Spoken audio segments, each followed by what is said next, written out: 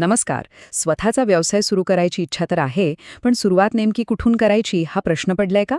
तर भारतात उद्योजकांसाठी एक भक्कम सपोर्ट सिस्टीम आहे जी आपल्या स्वप्नांना खरंच पंख देऊ शकते.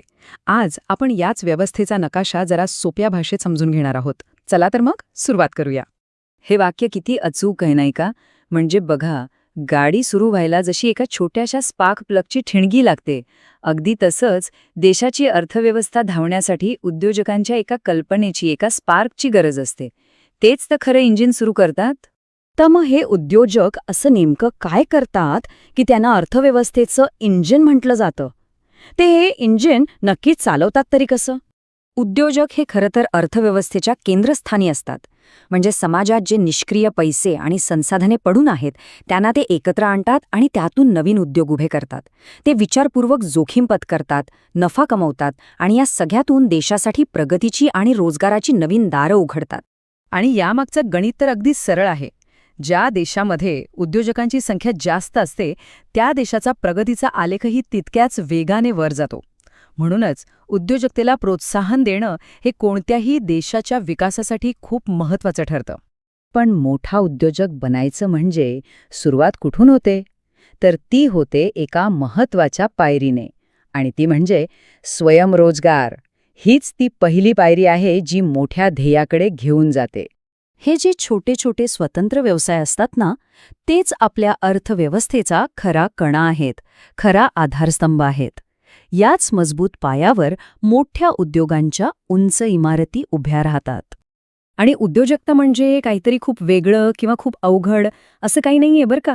आपल्या आजूबाजूलाच बघा ना, चहाची टपरी, किराणा दुकान, भंगार विक्रेता किंवा अगदी सायबर कॅफे, ही सगळी स्वयंरोजगाराची आणि उद्योजकतेचीच तर उत्तम उदाहरणं आहेत. आणि यातली सगळ्यात चांगली गोष्ट ही आहे की या प्रवासात कोणीही एकटं नाहीये. भारत सरकार नवीन कल्पनांना आणि उद्योजकांना पुढे जाण्यासाठी सामाजिक आणि आर्थिक दोन्ही प्रकारची मदत करत आहे. स्वयंरोजगार म्हणजे फक्त पारंपरिक दुकानच थाटायला पाहिजे असं नाही. आजकाल तर संधींचा आकाश खूप मोठा झालाय. जाहिरात एजन्सी असो, बिझनेस कन्सल्टिंग असो किंवा उपकरणं भाड्याने देण्याचा व्यवसाय, आपल्या कौशल्यानुसार योग्य क्षेत्र निवडता येतं. बरं, कल्पना कितीही चांगली असली, प्लॅन कितीही पक्का असला, तरी एका गोष्टीशिवाय गाडी पुढे जात नाही. आणि ती गोष्ट म्हणजे भांडवल, म्हणजेच पैसा. आणि हाच तो प्रश्न आहे जो प्रत्येक नवीन उद्योजकाच्या मनात सर्वात आधी येतो. पण याचं उत्तरही आहे, आणि ते सरकारच्या पुढाकारात दडलेलं आहे. उद्योगांना कर्जपुरवठा व्हावा यासाठी केंद्र आणि राज्य सरकारांनी मिळून अनेक वित्त संस्था सुरू केल्या आहेत. उदाहरणार्थ, तुमचा व्यवसाय जर लघु उद्योग क्षेत्रातला असेल तर त्यासाठी सिडबी आहे. आणि जर कृषी किंवा ग्रामीण भागात काही करायचं असेल तर नाबार्ड मदत करू शकते. पण एक लक्षात घ्या, मदत फक्त पैशांचीच नसते. त्या पलीकडे जाऊन एक पूर्ण सपोर्ट सिस्टीम आहे जी उद्योजकांना त्यांच्या प्रवासात मदत करण्यासाठी तयार आहे. या चित्राकडे बघितलं की लक्षात येईल, उद्योजक नावाच्या रोपट्याला वाढण्यासाठी फक्त भांडवलाचं पाणी पुरत नाही, तर त्याला प्रशिक्षणाचं खत आणि मार्केटिंगचा सूर्यप्रकाशही लागतो. आणि एक चांगली सपोर्ट सिस्टीम हे सगळं पुरवते. लघु आणि मध्यम उद्योगांना मदत करण्यासाठी अनेक संस्था काम करतात. यातलं सर्वात जवळचं आणि महत्त्वाचं केंद्र म्हणजे जिल्हा उद्योग केंद्र किंवा DIC. त्याचबरोबर जर ग्रामीण उद्योगांचा विचार असेल तर खादी आणि ग्रामोद्योग मंडळ सुद्धा खूप महत्त्वाचं काम करतं.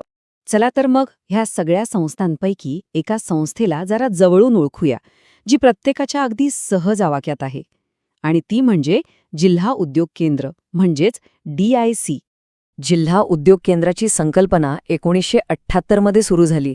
आणि याचं सगळ्यात मोठं वैशिष्ट्य म्हणजे ही एक सिंगल विंडो एजन्सी किंवा एक खिडकी योजना आहे. म्हणजे काय, तर व्यवसायासाठी लागणाऱ्या प्रत्येक गोष्टीसाठी 10 वेगवेगळ्या ऑफिसांमध्ये हैलपाटे मारायची गरज नाही. बहुतेक सगळी मदत आणि माहिती एकाच छताखाली मिळते.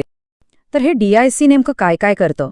म्हणजे बघा, तुमच्या डोक्यात जी बिझनेस आयडिया आहे तिचं व्यवस्थित प्रोजेक्ट रिपोर्ट बनवायला मदत करण्यापासून ते तुम्हाला योग्य प्रशिक्षण देण्यापर्यंत. एवढंच नाही तर सरकारी योजनांमधून कर्ज मिळवण्यासाठी मदत करण्यापासून ते तुमचा तयार झालेला माल विकण्यासाठी बाजारपेठ शोधून देण्यापर्यंत. म्हणजे अक्षरशः प्रत्येक पावलावर DIC सोबत असतं.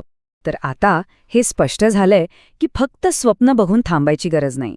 कारण ती स्वप्न पूर्ण करण्यासाठी एक संपूर्ण व्यवस्था आपल्या मदतीसाठी तयार आहे. गरज आहे फक्त एका दमदार कल्पनेची आणि पहिलं पाऊल उचलण्याच्या धैर्याची. ही सपोर्ट सिस्टीम वाट पाहतेय.